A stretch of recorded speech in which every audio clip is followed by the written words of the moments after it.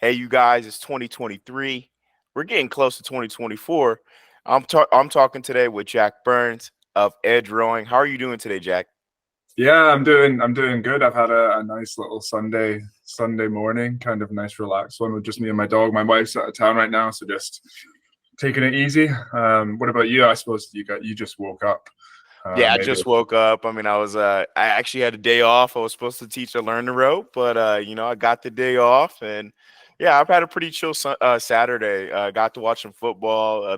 We had a football game, Colorado State, and we went to like 3 a.m. So I Mm, watched that and got up, and I'm here talking with you, Jack, and I really do appreciate asking, man. yeah, yeah. No, I saw that Netflix documentary about the Florida Gators, and then posted about it, and then I had loads of you like Americans and stuff telling me about how good college football was. So I think next time I'm over there, which will actually be soon, but it'd be good to go and check it out because I guess we have college sport here, obviously, but it's nowhere near like the level that was. But Yeah, yeah, and I would encourage anybody on the international stage, if you've always seen it in like in media or whatnot, college football is probably the biggest thing I think in like just an American like subculture. Like it yeah, has like followings over here, followings over there, and it's different teams. There's like 50 different teams, and people are really loyal to it. So I mean, I think it's similar to with like football clubs, right? Like stuff like that in the UK. So, dude, yeah, I'm just excited to talk about some rowing with you, man. How'd you for get into sure. the sport, man? So yeah, I grew up in Canada. So I was born in Scotland, moved back and forth a couple of times. I grew up in Canada, which was obviously was like really big into ice hockey. That was my first taste of sport. Our local team, the Flames, went on a run, and I just kind of got inspired by it, kind of at around 11 years old. So, I mean, in Canadian terms, starting very, very late. But yeah, just that was my first taste of sport. Kind of fast forward like 7 years, I'd moved back to the UK, back to Scotland, and I saw the 2012 Olympics, and while I was playing hockey as well, like I always really loved the idea of getting paid for a sport or doing a sport professionally, and then I was a good bit off of the being good enough to be considered at getting close to the NHL. But I saw Helen Glover at the 2012 Olympics.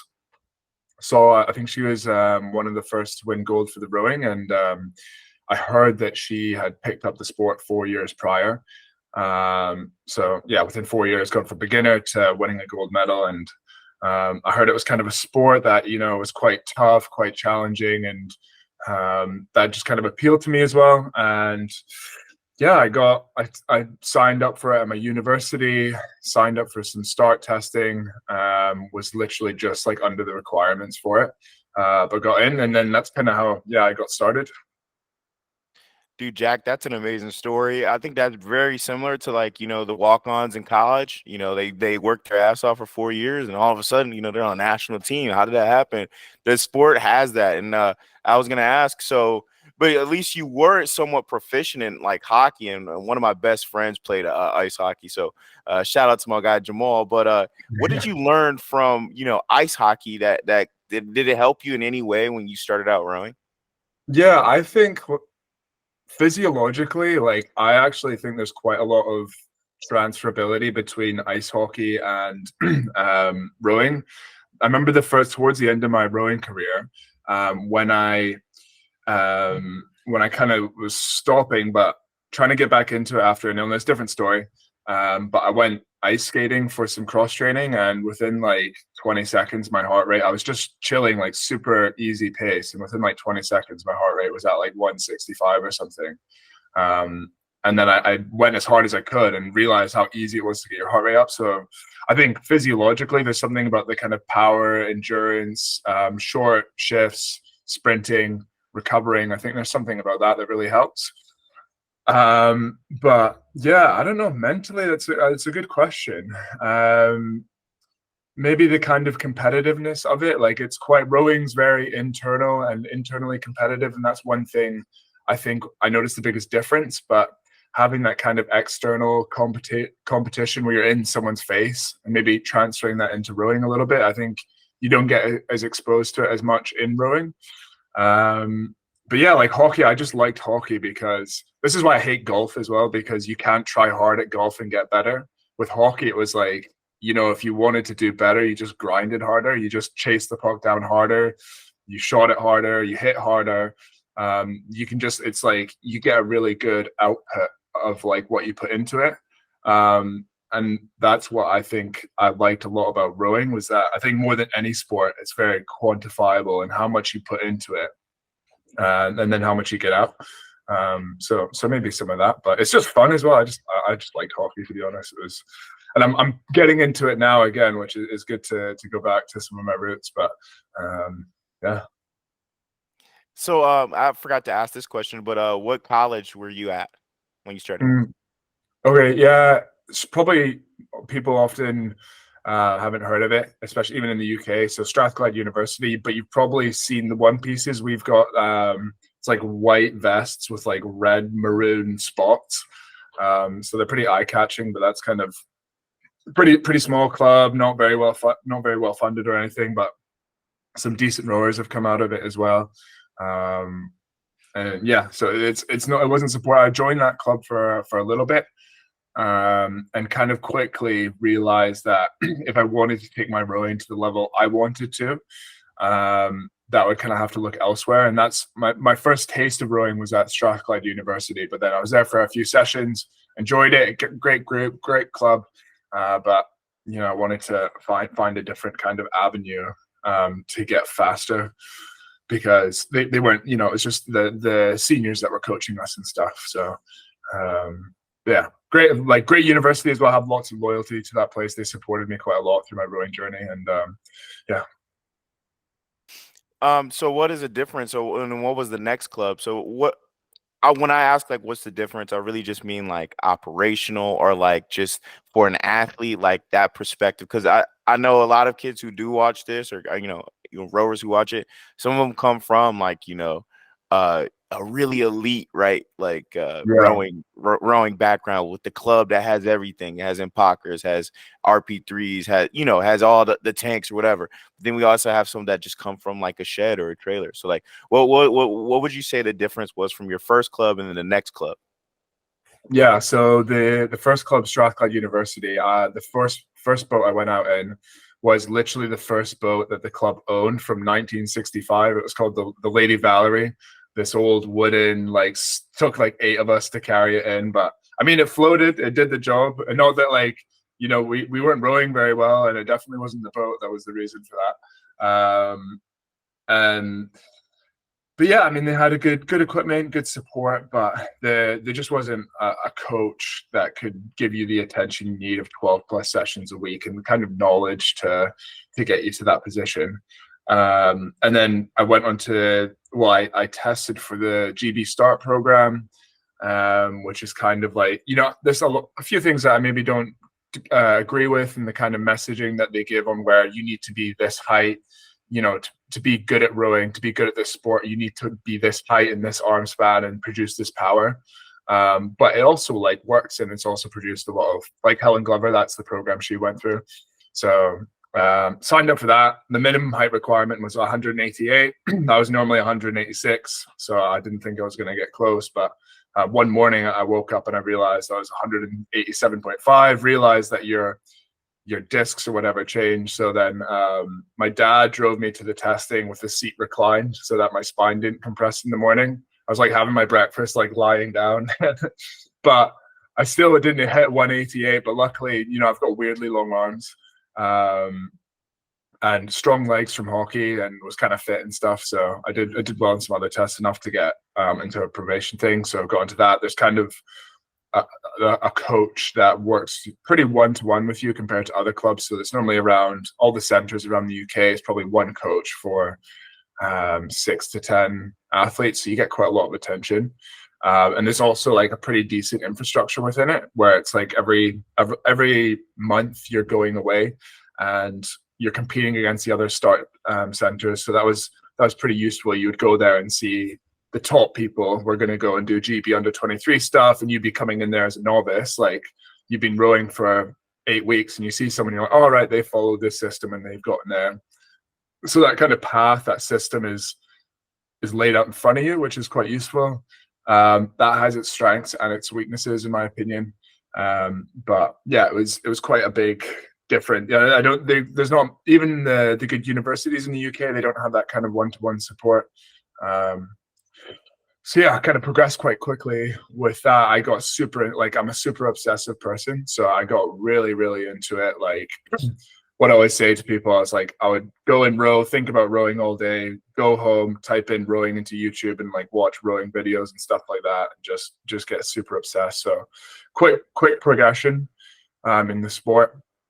But then, yeah, got quite bad back injury pretty early on, and was out for about like a year and a half. But yeah, that was kind of my introduction into the kind of competitive side of the sport. But yeah, I mean, I jumped in pretty quickly as well. Like, they were trying to say you start at 12K session. I was like, nah, like, what's the heaviest load you can give me? And I just jumped. I remember my coach at the time, he said, do 18K. He's like, okay, fine, Jack, do 18K. And I didn't know that at the time we were doing 3x6K. And, you know, I was able to do 18K eventually straight through, but I just went into a local gym, just row, pulled as hard as I could for about an hour and 10 minutes. And my backside was like killing me afterwards. Like, I remember the gym was like shutting as well. And the guy was like, he let me finish because he's seen how long I've been on there for. But yeah, I felt that one for a few days, but yeah, a bit of the naivety, a bit of ignorance is bliss sometimes, I guess. Yeah, when you're young on there, you say, "Hey, man, I'm gonna go rip 15K, man." All right, yeah, you go on and do that, man. See how you feel afterwards. You know what I'm saying? Like, Yeah. I always think it's best to break it down nowadays, but I used to rip it all the time. We used to have in Florida. I rowed at Jacksonville University. We always had row across Florida, and each rower had to put down, I think, at least 36K. And I was like one of those madmen. I'm gonna put down 36K on. I want to see that go all the way down. It was brutal, but you know what I'm saying. Afterwards, it was a great nap. We didn't have practice, so you know it worked out. But yeah, man, that's a great selection process that I was gonna say. I get what you're saying on the height side, on the requirements of it, but I think it actually gives people an opportunity. Does it help influence the sport a little bit more? Like, give it a little bit more of like a, because like if I were like in the UK and I knew that, and I found out there was a program like this, and I never found out about the sport of rowing, but I was like, hey man, I think I meet these requirements. I'm really interested. I think I could put down the work. You know, I've played, you know, whatever. I played hockey. I've done so and so. I've swim. You know, I was just Mhm. talking to Ali. He was a swimmer, right? Or swimming, right? So like, if there was a system like that in the States over here, I think rowing would be way more popular. So did that help with the popularity of rowing, or like in that sense? Yeah, I think it definitely kind of gave it like a good sort of like a like it helped appeal to more people that weren't in the sport through the traditional means, where it's kind of, yes, you can find clubs as a kind of junior randomly like type rowing clubs in Glasgow or whatever, and find it out. But I suppose it kind of has a bigger sort of spotlight where the Olympics come around every 4 years, and someone like Helen Glover, someone like me, you know, if but I maybe wouldn't have got involved in rowing if I hadn't seen Helen Glover do well, and then say, oh right, she was on this program. Oh right, okay, the START program, and get onto that. So I think it does, like a lot of like first year university students as well, like me, that were at a club like Strathclyde University, which was again a great club, but just didn't have the full on support that kind of would bring on athletes like that, and kind of just random school kids and stuff. So I think it was pretty good for opening up the doors a little bit more. Had a bit more support, a bit more sort of you still had to pay fees for travel and stuff, but like the training weekends were a bit subsidized, so you weren't having to pay the full whack for it. So yeah, I do think it kind of opens it up a little bit more to kind of people that, you know, didn't come from like a private school or stuff like that. Yeah, yeah, I was it worked for me. It got me into the sport. I eventually parted ways with the coach there. I just didn't think it was best for me to be there anymore, and kind of had a bit of a downward spiral. So like, in the sport quite early on, again, I'm not saying this to brag or anything, but I was accelerating fairly quickly in my performances. I was on track maybe in a couple of years for GB under 23s. So I got a bit kind of cocky, and although I got a really bad back injury, so I was like, I kind of left being like, oh, I'm going to get to the GB under 23s. At the time, I started rowing when I was like 19, so injured at like 20. And yeah, uh, I just got ahead of myself basically. And when I eventually did get back from my back injury, which took a long time as well, it took like 12 months of rehab. Um, I thought I had it in the bag. Terrible mindset. I kind of got into the habit of like going out and partying and stuff, constantly patching sessions, constantly coming up with excuses why I had to back out of high intensity, constantly not pushing myself in races. Just I thought I had it. I thought I had what it takes, but had forgotten what had got me there. And yeah, I was doing terrible, coming last place at trials. And it was kind of like a 2-year period from like 2015 to 2016 when I was going really slow from like relatively from where I wanted to be, miles and miles off the pace. So that was a kind of that was like the next chapter in my kind of rowing journey, which is a big struggle. So you've already answered one of my other questions. I was going to ask, how was the back injury and how was the recovery process on that end? What was it like, or what was your wake up moment? So like, I think a lot of athletes in general, depending on how long you do it or the level of intensity that you go after in the sport, that happens, right? That if you have an injury, there comes burnout, there's social things that you end up getting into, and that reflects on that, and then you forget that really it's the work that you put in that was the reason why you were on track for U23. So when did you have a wake up moment? Yeah, I think it was probably my first trial that I went to after my injury. So like the results would come out on the board. I mean, it was a time trial, so I didn't know where I placed. So the results would come on the board. I made the mistake of starting from the top and just working my way down, like 1, okay, 2, okay, Burns, right, okay, not top 10, okay, okay, top 50, and just kept going. And then basically near the bottom, I was like, I think I was like 29th out of 32, but it was a pretty widespread. And kind of to get where I would want it to be, you needed to be top 10. And I was like 2 minutes off of the guy who I should have been beating if I wanted to get to where I wanted. So that was a big wake up call. But at that time, I just, you could rationalize it a bit. One good quote, I don't know who told me this or where I read it, but it's like the worst person that you can lie to yourself is the worst person you can lie to is yourself. And I think that's definitely what I was doing at that stage. I was like, well, I'm just back from back injury. I've been out for 12 months. It's fine. Maybe give me a bit of a kick. But I kind of kept, it was kind of like, it wasn't like a wake up call. It was kind of like a period of just bad results. My dogs just walked in the room here. Bad results, not getting anywhere. And eventually I kind of realized that I'm really gonna have to like change my mindset. And it wasn't until I kind of I'd been kicked off the Scottish Institute of Sport, which was like quite a good little setup actually in Scotland, where you get a bit of extra physio, a bit of extra strength and conditioning support if you're doing well. Got kicked off by my different coach at the time. And then it wasn't until Richard Walsh, who was like a volunteer coach who had coached other people to GB vests and an Olympic silver medal. Really, really good result track record with like his kind of ratio of the amount of people he worked with. But volunteer, he's also like a nutcase as well. Really like tough guy though, like typical kind of like Scottish guy.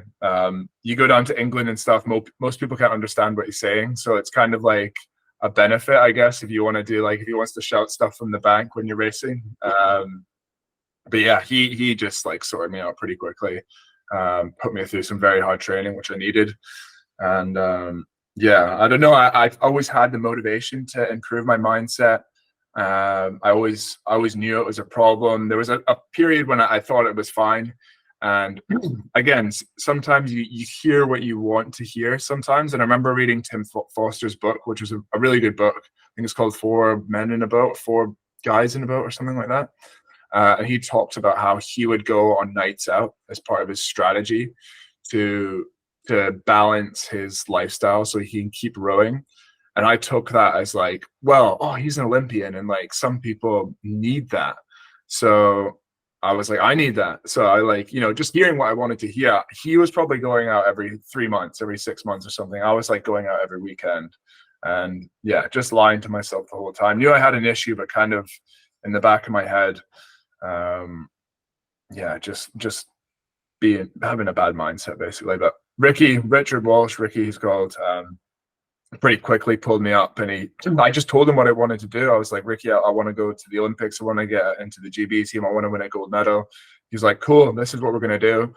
A couple of weeks rolled in, pretty highly motivated, got back to my old ways, started backing out, and he just pulled me up, and he wasn't like telling me off or anything. He just told me straight up, like, oh, Jack, like, okay, we're not doing the training required to get there, which is totally fine. That's fine. Like, all we need to do is go and reassess your goals, because it's my job to write you the plan to get to where you want.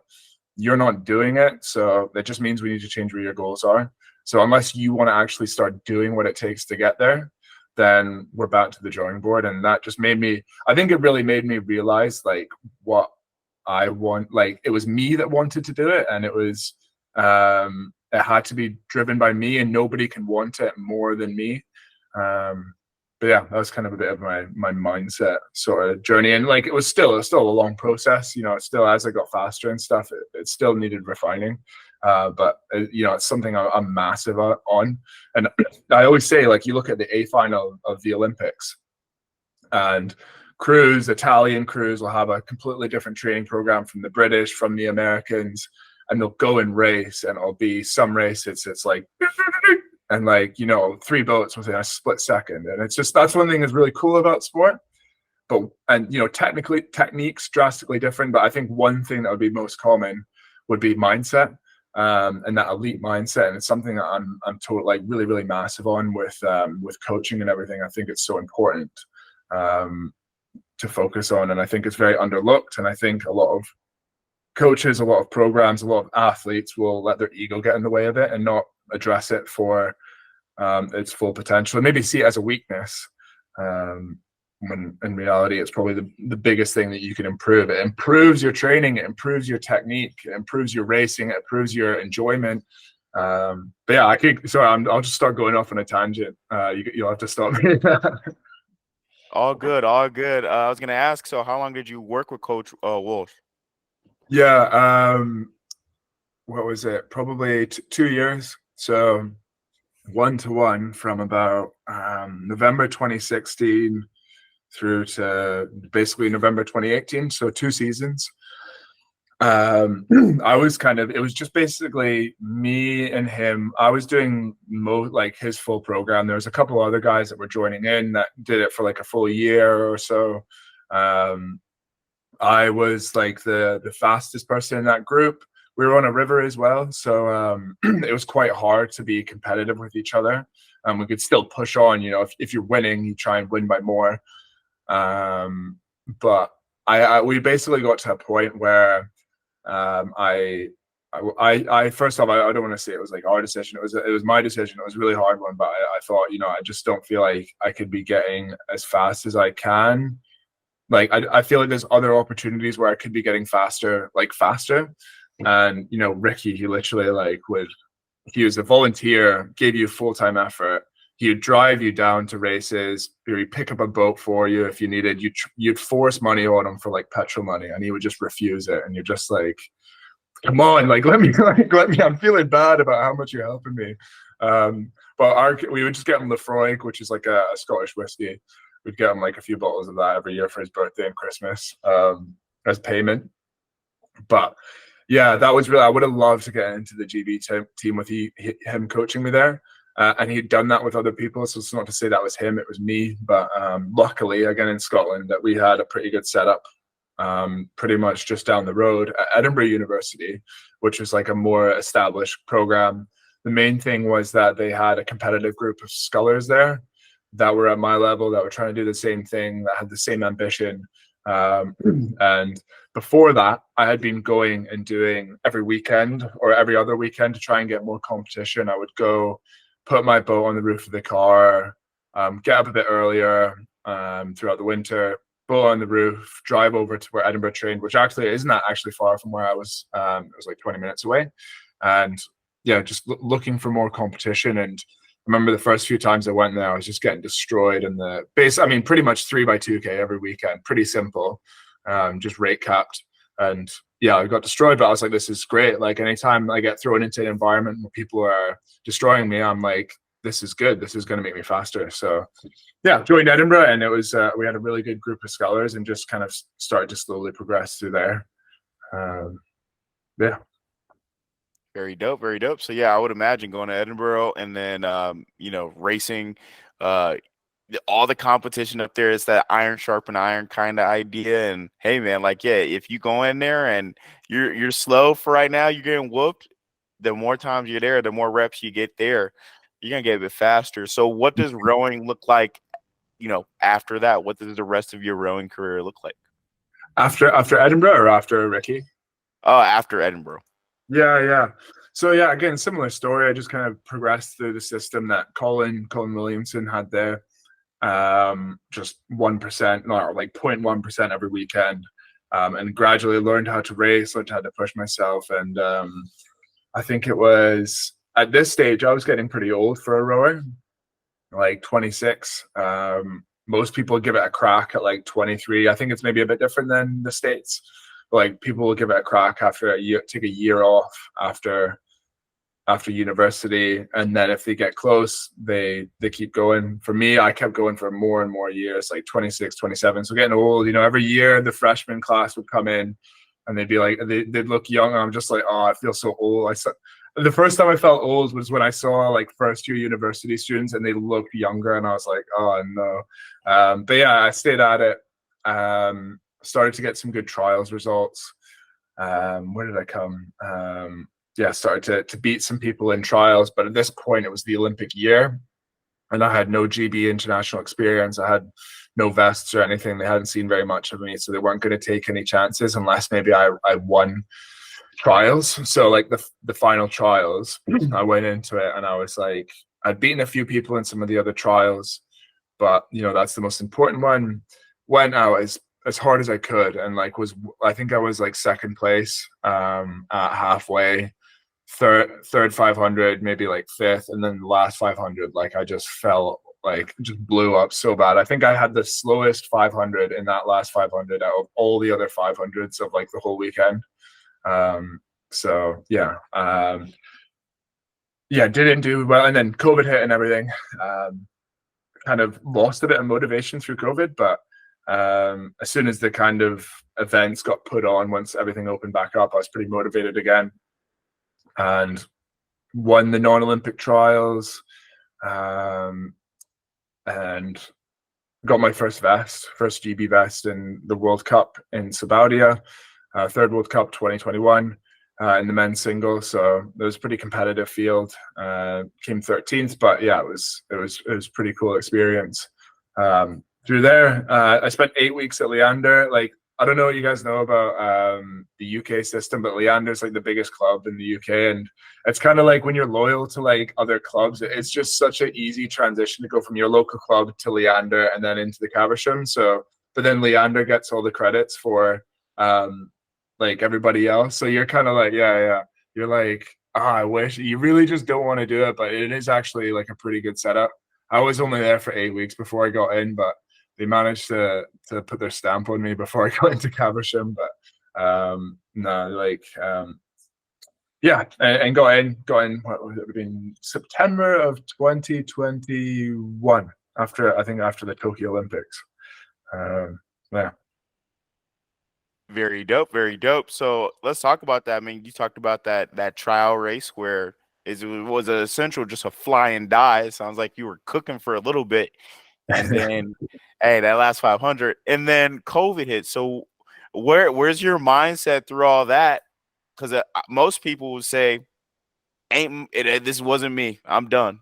you know, even the world said I'm done, right? For the most part. What gave you that I guess drive, and what were you thinking during that process? Yeah.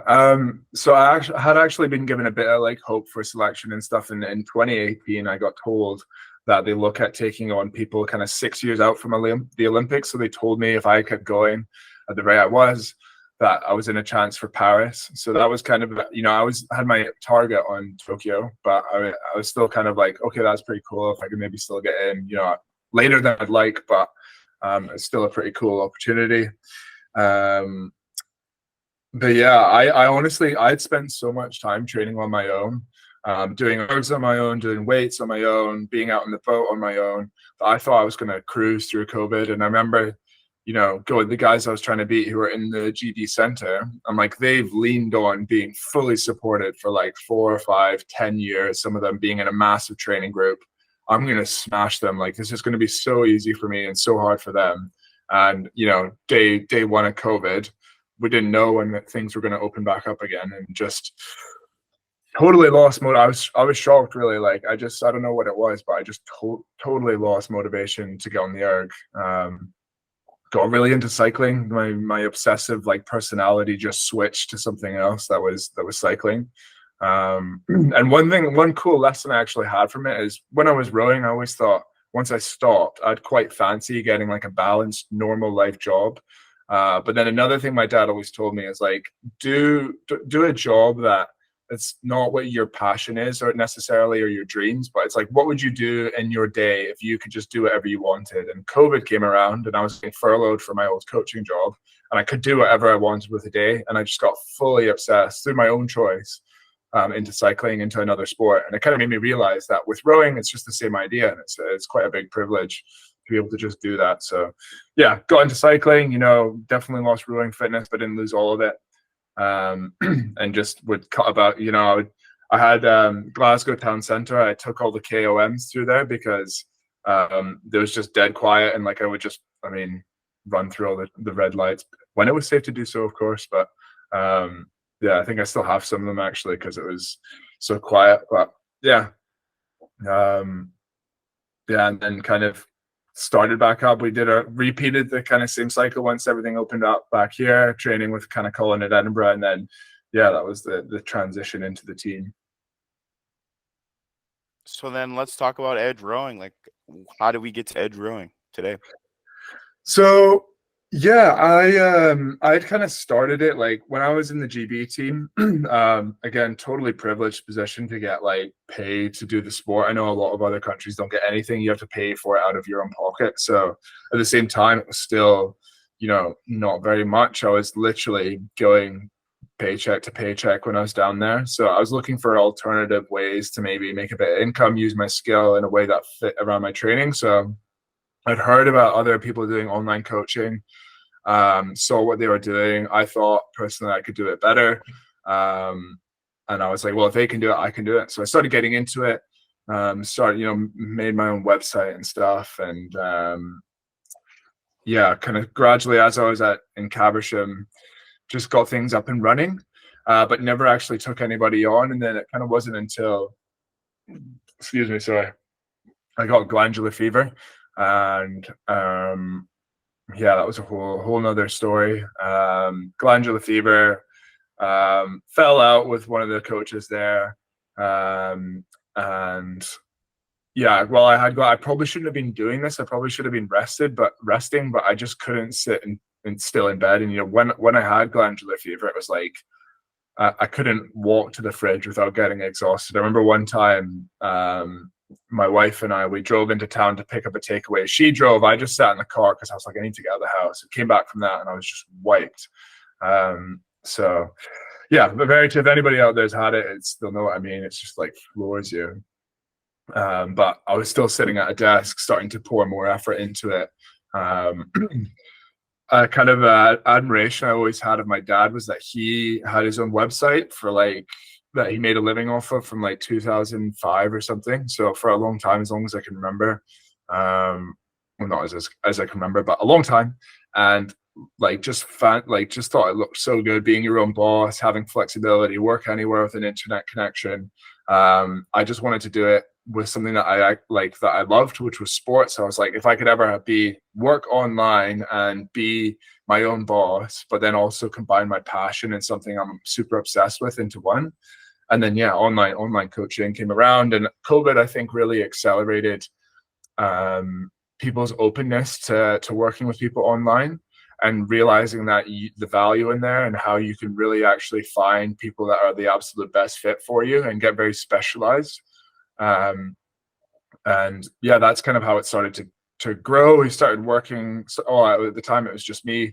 Started working with kind of athletes, finding great athletes to work with, and just made it like a results driven thing. Athlete obsessed is kind of our motto for it, and just, how can we deliver the best thing, best service, best experience for the athlete. For me, my rowing journey was a lot about how can I make the most of it. I wanted to look back on my rowing career and say that I did literally everything I possibly could. And if I did or did not get the goals I wanted to, if I could say I did everything I could, I think I would have been far more satisfied with it and fulfilled. I am in that position now where I can look back the last 2 years of my career. I was literally every year, I was like, I don't know what else I can do. So now with the people we work with, it's about, busy professionals maximizing the time window that they have, whether that's 30 minutes, 40 minutes, 90 minutes, making that as focused as possible. And then also just trying to find small little habits that aren't going to take away from work life or family life, that they can kind of just build into the routine that are going to allow them to see their full potential. So that's sort of like how I got funded. A big part of it as well is just mindset, I think, and that's where the transferable skills are. That's what we're very like passionate about, is that, obviously now I'm coaching rowing online, but so many of the skills I learned through my rowing journey of being able to focus on a task and problem solve, and it might be a huge task in front of you, and to be able to just take it one quote stroke at a time, and just get on with it and focus on what's in front of you, dealing with distracting thoughts, dealing with pressure, so many transferable skills through the mindset approach that we coach for our athletes. So I have one question on the business side, and that's how you started, like in terms of how did you find the athletes, and how did you get them to work with you? That's the one question. And then the second one, because I was looking up edge rowing, and it's some great, philosophies as to it. Yeah, tell me, how can you have that work life balance, or like life, rowing life, what I'm saying, with your family, with work. How do you do it personally? And then what advice would you give to like a professional that still wants to row? Mm-hmm.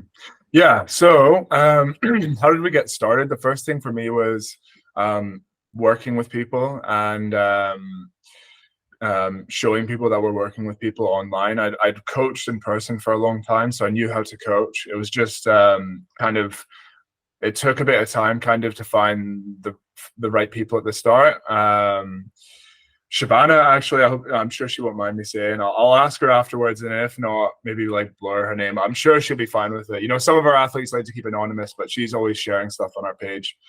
She was the first one that we had. She's still with us. It's been over like a year. Well, it must be like a year and a half now. And it just became about like, kind of, if you want to call it like marketing. The thing that we always did was, or something I heard was, do a great job and then tell everyone about it. And then as soon as we started doing that, the thing that was important was always being able to do a good job. So like, we used to say yes to like everybody that applied, but quite quickly I learned we weren't able to give the best service for some people that applied. So there's one case where it was not working at all, and I just had to give them a full refund basically and just part ways. And from that point on, it just became a bit more selective of who we worked with, at the risk of what some people would see as short-term growth. But I think for us, it's very long-term growth, and just I can be much happier at the end of the day if I can say we're delivering something that's like very, very good for someone, rather than just trying to take on anyone we can. So I think that was kind of a cornerstone of like our coaching, was just making sure that we can help the people that we work with. So yeah, that was kind of our motto at the start, and just very gradual. We wouldn't take on many people at a time. Very kind of, again, worried about taking on more people than we could handle, that we had capacity for. So just slowly building stuff in the back end. If we went to full capacity immediately, then we wouldn't be able to do anything else that was resources or trainings, or we had a kind of row along series, we called it, with Ollie. So just organizing little things like that, some mentorship, trying to solve, like I've got a spreadsheet where I wrote out every single problem that kind of our athletes would have, that I think they have. And I got 127 of them. And what we're working on now in the back end is just how can we have something that is there for them, that solves those problems. So yeah, again, that's how we grew. And just, obviously not working with everybody. We want to put good content out there, and good free content out there for everybody, so that everybody can learn, that buys into like what we say. A lot of people don't agree with it, and that's totally fine as well. But I just want to put out loads of good free content for everybody that they could use, and we'll get them faster. Like kind of our mission is to try and change the culture of sport, specifically rowing, but hopefully more so sport, where we're focusing on the things that you can control, process driven. It's far more enjoyable. I think you learn more about yourself, and it also like gets the best results. So that's kind of our ethos and how we've got going, and we've just focused on doing a great job, and just people like get interested, and that's basically how it's happened. Where we've got a couple coaches now that we're working with. We're just currently working on trying to bring on all their skills that they have, and then make it into like one thing that these new coaches that are coming in, we can use their specific skills and make it all part of it. But yeah, that's where we're at right now. Very dope, very dope. And then the question on how can a professional keep a a Right. balance with family, work obviously, and then rowing.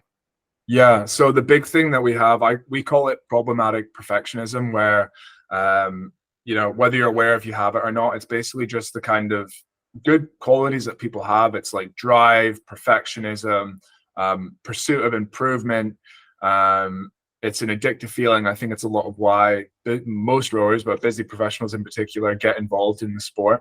They love seeing that improvement. At the start, I think you can just go, it's like you spend more time doing it, you put more effort into it, you get faster, you get better results. You get to a point eventually where you can't just keep doing that, and you will just burn out, and eventually motivation dips, performance dips, plateaus. And kind of you just need to change your approach. So often, like the amount of people that we've brought in, and motivation hasn't been an issue, or maybe it has on the short term, but not the long term. Just giving them rest and just saying, look, you're smashing training right now, you're smashing yourself. Rest. You need to add plan in some recovery, plan in some not just recovery days or days off, but weeks that are kind of fitting into your long-term plan. That are structured around pushing yourself. Yes, you still have to train hard. You have to push yourself, but you also have to recover. And that's something I think a lot of people are afraid to do. Polarized training, again, you'll have to stop me here because I'll go and rant about this. But polarized, there's so many different programs out there that work. Polarized training is what worked for me getting into the GB team. The more I polarized the training, the faster I got. I don't think it's used enough in rowing. I think rowing's quite afraid to adopt new training philosophies. And the data, the results that we have from our athletes would back up. Of course, they're not full-time athletes, but those results would say that it works as well. But I think in particular, it really works with busy professionals, because you're allowing yourself recover. You're allowing yourself to recover on your low intensity. You're not having to push hard on your low intensity. You can take that time to relax, to de-stress. And it's kind of like once it comes for the high intensity, you can really go for it. And when you get the balance right with the polarized training, your energy levels are coming up when they need to. And then by the time it comes to high intensity, you're almost like really itchy, like you're ready to go. The analogy I use as a coach, not trying to compare our athletes to dogs, but it's like, you see like my dog, especially when you see the dog that's like pulling on the lead and the person's like that, it's kind of like that. That's what the coach is like, right? Low intensity, low intent. And then you get to the dog part and you just let go. And then you go around the park and then you go home, rest, play. That's kind of on a very simple level. That's kind of what it's like. Rest, rest, rest, low intensity, chill, just get volume in. We'll push you with the volume eventually, and then high intensity is like go. And I just think that fits better into like a kind of, oh, I've just hit my mic there, sorry. I think that fits better into a lifestyle where you enjoy training a lot more, but a lot more of it as well as kind of the mindset that we have and teaching people the kind of lessons that myself and the other coaches learned on our rowing journeys of taking 10 years to get to the high end of the sport. How can we fast forward that into a much shorter journey and better information where they don't have to spend 10 years learning it? So that's part of it as well. But yeah, the chances are, advice for busy professionals: take a rest week. Just drop your volume by 50%, drop high intensity out for a week, and then just add in a rest week every 5-6 weeks, basically, and push hard some weeks. So like definitely do go for it. But yeah. I was gonna ask, so does edge rowing work with I would say youth rowers or collegiate rowers? And then how do you balance that if they're with a club and they have their own coach? How are you able to supplement it? Because I know some clubs, they'll be like, I don't want any of my athletes doing any online training or any online, but sometimes the athlete has a different goal over the summer or has a different goal over, different time periods. So like, what is your, I guess, what's your opinion on that? And have you had that experience already? So first off, like, of course, our focus is with busy professionals. We do have juniors that apply, and we do speak to them and see, like, of course, as always, if we think they'd be a great fit. Of course, the same training principles apply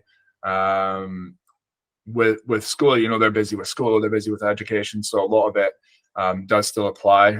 For context, like, we have kind of specialists who come in on time management and like some public speaking stuff. So that's sort of like professional development stuff, but maybe doesn't quite apply to juniors, but 95% of it does. But yeah, we support some people on a mindset, technical, recovery, nutrition side of the sport, everything basically that isn't a training program. If people would prefer to keep anonymous, that's kind of why I said about the athletes earlier. If people prefer to keep anonymous, we totally understand it.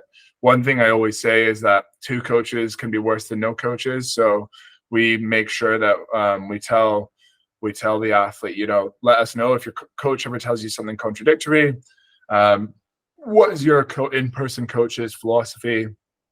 We build something that works around that. And sometimes making basically any adaptations that we need. Like, our interests are getting the athlete what they want. So we're not going to be sitting here with our egos and saying, no, they're totally wrong. Like, if they get told something that we think is different, we're not going to be like, that's so wrong. Like, because then the next session, they're going to be going out and getting the coach telling them one thing, and they're like, Jack or whoever was saying the opposite of this. That's going to make it worse for them. So accommodating for that. But as I said, I think the mindset side of it, the elite sort of psychology, if you want to call it that, is so much more important. Well, not so much more, but it's the significant portion of performance. So that's a lot of this. It's helpful. Yeah, that part is definitely helpful to have. I didn't really learn that until I was in college, and it's helped me now. Like, I bike a lot, I cycle a lot, and I am getting back into rowing. Like, I put up like 8K, a day maybe. Yeah, I need to get into that as well. Yeah. Yeah. So, that mindset is a big thing. And I wish I had it earlier. So, I get that. That's a great, supplement to someone who has an in-person coach. I think that might be a big thing, right? 2 coaches, you can't have too many cooks in the kitchen. Yeah. So I think that's really great to hear that, edge rowing has that aspect, because I don't know if some online coaching don't have that, right? They don't have that balance. So I think that's pretty dope. I was going to talk to you about one post that got like viral in the States. And I think maybe it's just because of how like the real difference is, but it was the summer post about Oh like yeah. so let's talk about it a little bit. Like, what are your philosophy? And like for me, what I did over the summer, I'll give you an example, and this is all throughout. I biked, I hooped, I got erging in, but those are my three things: stay fit and keep my mind on the erg. Nothing crazy. I wasn't ripping like, I was probably ripping like probably 12K a day, maybe. But I'm like playing basketball. Also didn't have a job. I was like living a summer free life essentially. So the rest of my day was so jam packed with, either hanging out with friends or, doing the whole thing. So what's your idea of the summer? And can we talk about that post for a bit? Yeah. So yeah, I kind of made the post as well. I just saw, yeah, not to get into it too much, but I saw another one that was basically just making people feel guilty about having a break in the year. And I think a lot of like when we need breaks, it's like if we get to the point where our body is telling us that we need a break before we've actually taken one, then it's too late. It's kind of like if you get thirsty, then you're already dehydrated. So you kind of need to proactively like stop it happening. Again, I think I looked at other sports with more money and funding, like cycling, running, triathlon, swimming. They have evidence, they do studies on endurance training. They found that taking 1 week is to the shorter end. I think everybody can take 1 week off and be fine with it. It literally takes you 30 days for you to lose your aerobic base. Long term, you will lose sharpness, but not the stuff that matters. 1 week minimum to 4 weeks off gets you the best results. It's showing that you perform better later on in the season. Okay, yeah, your first few weeks back, you're going to be slower than somebody who hasn't skipped any training, who's done more training. Personally, again, I used to do that. Would train through the off season, would do more in the off season, and I was plateauing. I was stagnating through the second half of the year. I started taking 4 weeks off, 3 weeks off. And then, I mean, there's so many other factors to consider, but it's anecdotal evidence, but I started I was, going I, in the second Yeah, I half was of the gonna year. say that like 4 weeks off is a lot different. It really is on how you use those 4 weeks. Like if you're living healthy, up 4 weeks is not bad at all, right? But I mean, if you're boozing, if you're like, if you're doing like a bunch of stuff that's not gonna help you, just like body wise, lifestyle wise, then I could see, why you say, "Oh no, no, no breaks." But like, yeah, I was thinking of that as you were saying that. I was like, yeah, it really depends on like how you're living. Any thoughts on that? Yeah, I think if you're going for like performance, like really, I think it's the best way to do it. And then that was part of the issue, was the bad advice that was out there. The other issue was that like it's a prime time for an online coach to go and make money off of somebody who's looking to get faster for 4 weeks or 8 weeks. And if we were pushing people away and saying, do not contact us, we do not want to work with you, and if you're in your off season. If you're in your preseason, yeah, maybe, but you need a rest. You need to. That's again comes back to like the athlete focus. Like we want long-term results. We want a long-term, like a good experience in the long term. And in my opinion, I think some people will look to that as a short cash grab of work with me for 4 weeks. You probably not. You learn a little bit in 4 weeks, but I don't think enough to make it valuable for the athlete. So.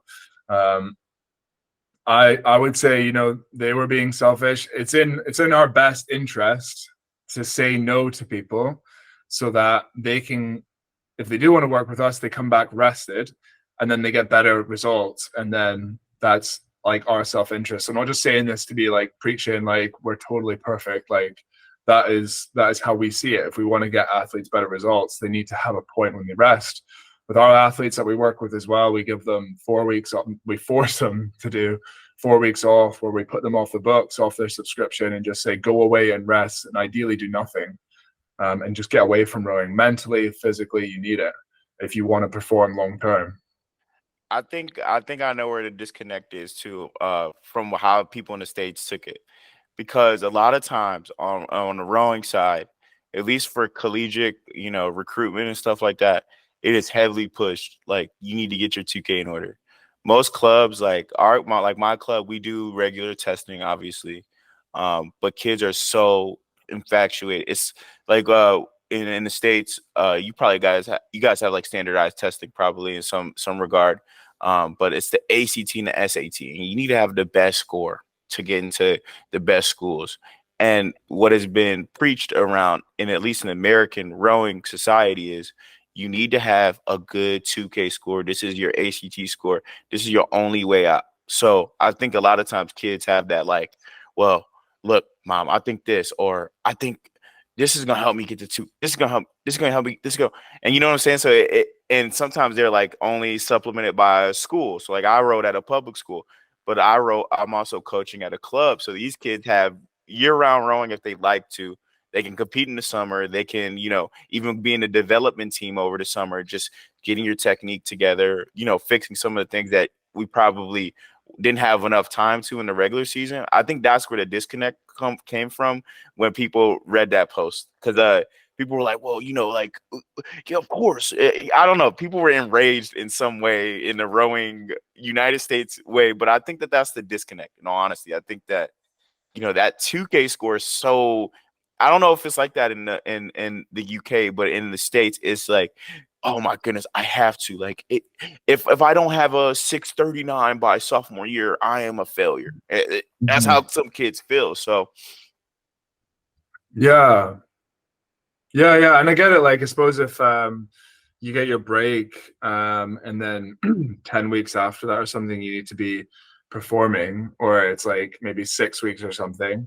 Depends on the athlete, but yeah, you can see the pressure, and yeah, there might be a case where you need to, if it's all or nothing, and let's say August 1st, I don't know what the deadlines are for it, but like August 1st, you need to have your 2K, and you've got July, where your off season would be, and you finished end of June, and you need to get that time by August 1st, and someone came on and they explained their situation. They said, if I don't get it by August 1st, and I don't get to achieve anything, the risk is they're missing an off season, but the other risk is like they just missed the 2K entirely. Then case by case would be a situation where we go, okay, look, let's shoot for it, then let's go for it.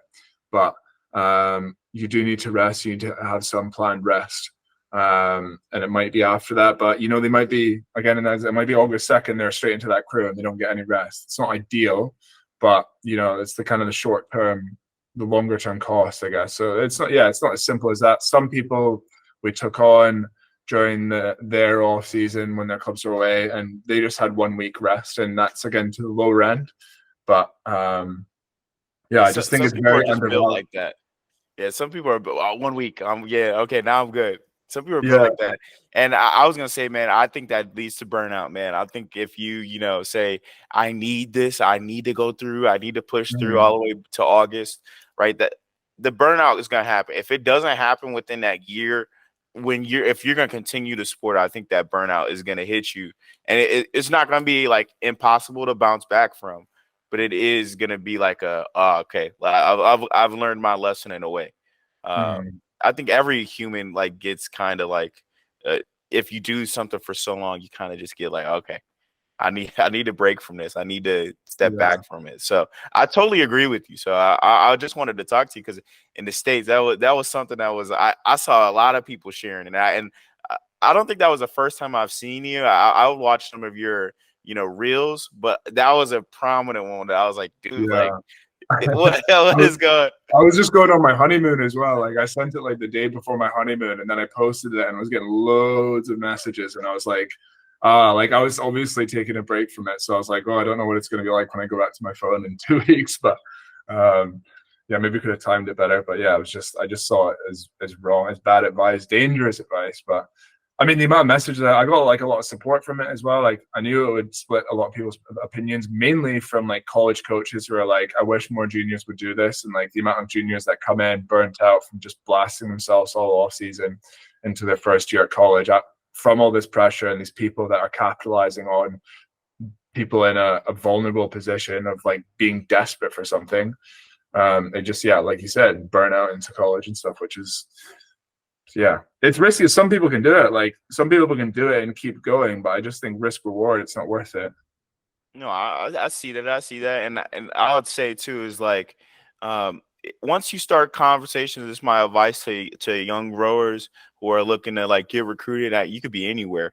Once you starting to have the conversations and coaches are starting to know you more, obviously it does turn into a numbers game with the 2K, but there's a lot of other standards that could get you recruited. And I'm not saying that your 2K doesn't need to uphold their standards, Uh, right?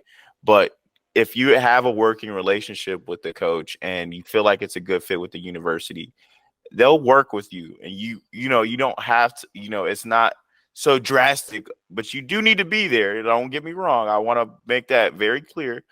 A lot of mhm. clubs have certain, guidelines of how they recruit or where their bottom line is.